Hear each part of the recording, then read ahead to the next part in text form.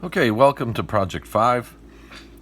We're going to construct a complete upper and complete lower denture.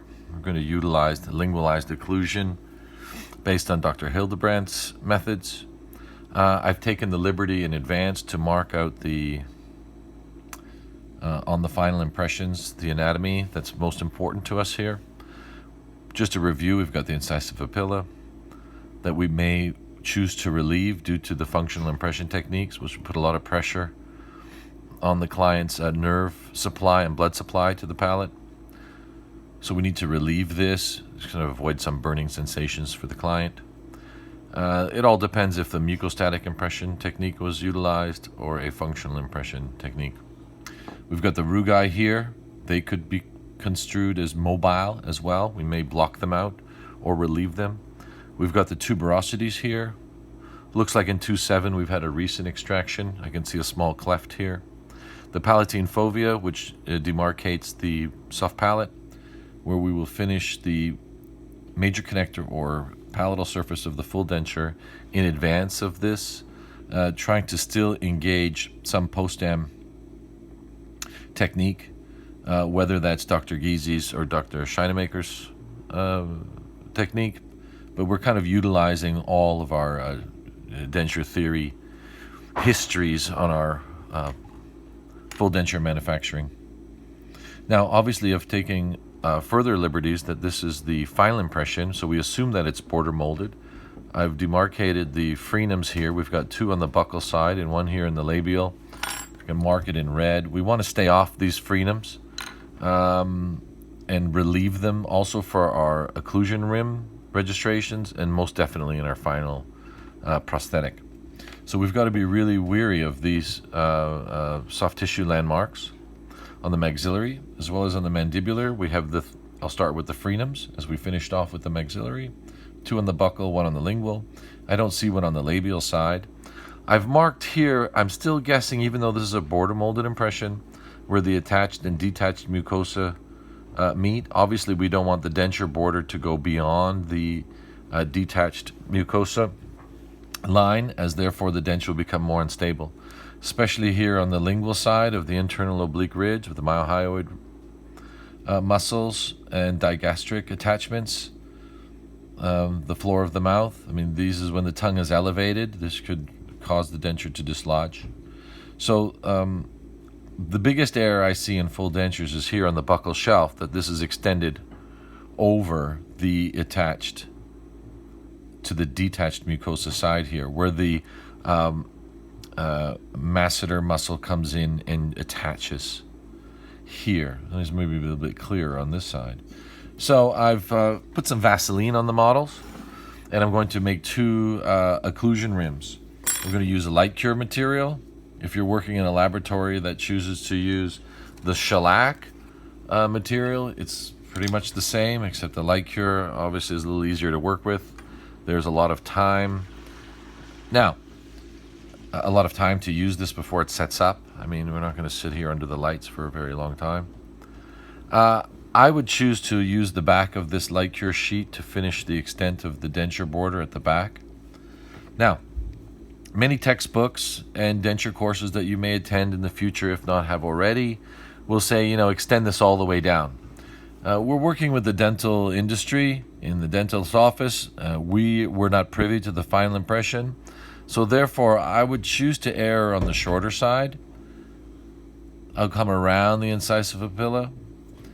And therefore, if there's any overextensions of my occlusion rim, the dentist can easily retract the extent of the occlusion rim with a knife. There's no need for any burrs or trimming chair side.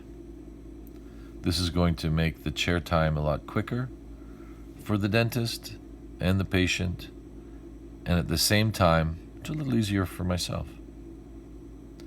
So you can see what I've tried to do here quickly. Hang on a second.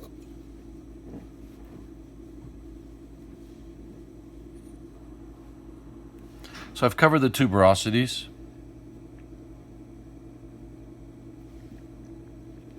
I've left my ridge open here at the front. I mean, this is going to simulate a lot easier for me to do my denture setup, whether I'm out here or inside, I can maintain the length of my denture teeth without having to worry about this base plate. Keep in mind, and I say this many times, that when we're creating dentures, we're not really, the base plate's not the finished product. It is a tool to strengthen my occlusion rim. So my occlusion rim will be reinforced by this base plate. I will have wax flowed all the way in here into the attachment areas, as well as engaging the undercut, making my occlusion rim a little bit more retentive. This occlusion rim, if it's stable in the patient's mouth, I need 3 registrations: the FASPO record to transfer the position of the maxilla to the condyles, my protrusive record, which will program my condyles, and lastly, my centric relation record, which will be my occlusal stop in setup. Obviously, all are important. If we're not going to, or if the practitioner is not going to use a FASPO record, then we will do average value mounting records into our semi-adjustable articulator. But still, we're going to do a centric relation record. So this occlusion rim is imperative that it's very stable, it's very comfortable for the patient, and can be adjusted quickly. This design of a base plate may be obtuse to some, saying, well, I've missed all of this area. I'm going to do it all in wax. Now, is wax more stable than the light cure? No. But the wax can engage the undercut without adulterating my model or alterating it. I don't want it to be chipped, broken, or changed. I mean, we saw that this final impression border molded could take the practitioner up to 30, 40, 50 minutes. So, it would be pretty cavalier for us to go and start putting light cure in here and chip the model. And we're into a lot of failure already before we even began the prosthetic. I'll move on to the lower one. I can use the same piece of light cure left over from the maxilla. And at the same time, I'm very cognizant of how much I want to engage any undercut with my light cure. And I want to err on the shorter side of the frenum attachments, the shorter side of the undercuts of the ridge. And I'll engage any of those undercuts or shortcomings of my light cure with wax. I find this to be a lot more quicker, easier. Like I said, we can adjust the extensions of the occlusion rim, chair side, a lot easier. When we're working in the dental industry, or for the dental industry, we can assume that some of the impressions did not get border molded. They use stock tray and alginate, and they're saying move forward, make an occlusion rim. So if I'm going to move forward on that overextended functional impression alginate, then I definitely will stay away from any of the muscle attachments and extensions of the denture.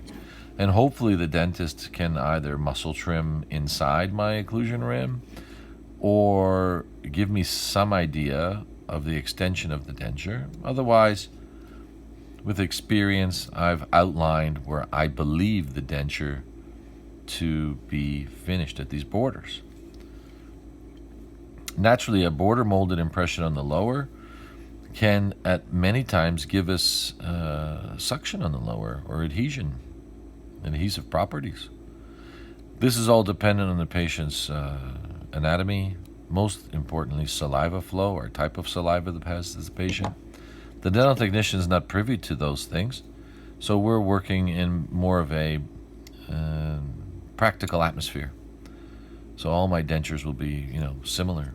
My base plates will be similar. As you can see here, I want to stay away from this frenum attachment, especially with light cure, which is very rigid. And I can take my time, trim my base plate. Now, once this is light cured, I'll come back and smoothen out the borders that may be a little bit sharp from my Bard Parker knife here or scalpel. I definitely don't want to be engaging any of these frenum attachments with the light cure base plate.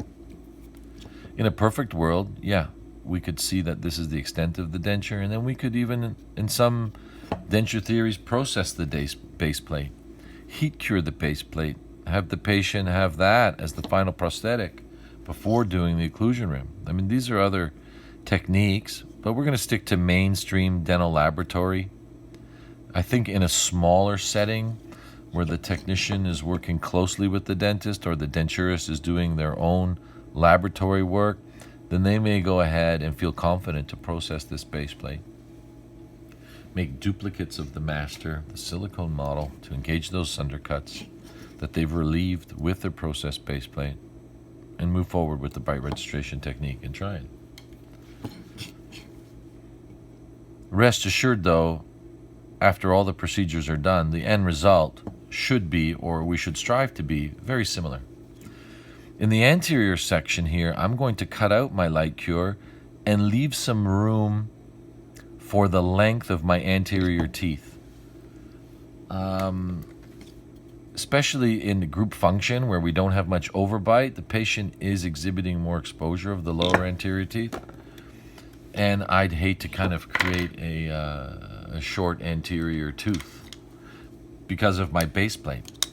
You can see here, I can still maintain the length. I'm just assuming if this was my, average vertical dimension of 18, average of 2/3 retromolar pad, these are all average values, that, somewhere around here will be my anterior tooth. If I've got base plate sitting in here, then it kind of really limits my ability to set the neck of the tooth closer to the ridge if I choose to. Naturally, lower teeth should be on the ridge. Atrophy of the mandible is straight down, slightly inwards, but mostly 95% straight down. And I want to maintain the length of my anterior teeth.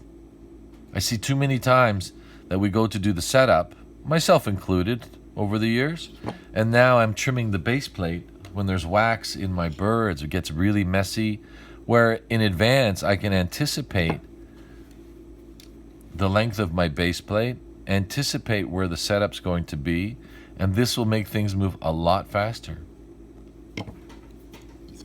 I mean, I'm just guessing where this anterior tooth goes, but just to give you an illustration of where my base plate should finish.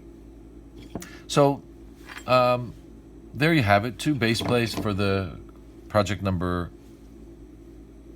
5 for DENT 1159. Thank you.